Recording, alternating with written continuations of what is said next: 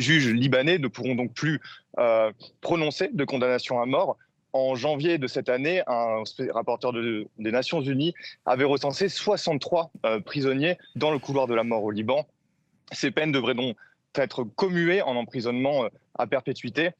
Une session parlementaire donc particulièrement historique qui fera date dans l'histoire du Liban, d'autant qu'elle s'est achevée par une dispute entre le Premier ministre libanais Nawaf Salam et son ministre de la Défense, Michel Menassa, au sujet d'une loi d'amnistie générale censée désengorger les prisons. Le Liban devient aujourd'hui le seul pays du Moyen-Orient à inscrire l'abolition de la peine de mort dans sa législation.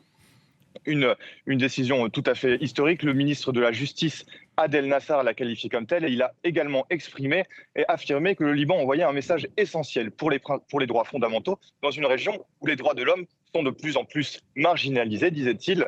Effectivement, en 2025, selon le bilan annuel des exécutions d'Amnesty International, plus de 2550 exécutions avaient été recensées au Moyen-Orient, dont plus de 2100 rien qu'en Iran. L'Arabie saoudite avait aussi franchi un palier historique cette année-là, alors que les Émirats arabes unis avaient recommencé les exécutions pour la première fois depuis 2021. Israël, de son côté, en mars 2026, adoptait une loi qui élargit le recours à la peine de mort, une loi dénoncée par de nombreuses ONG des droits de l'homme comme ciblant particulièrement les Palestiniens.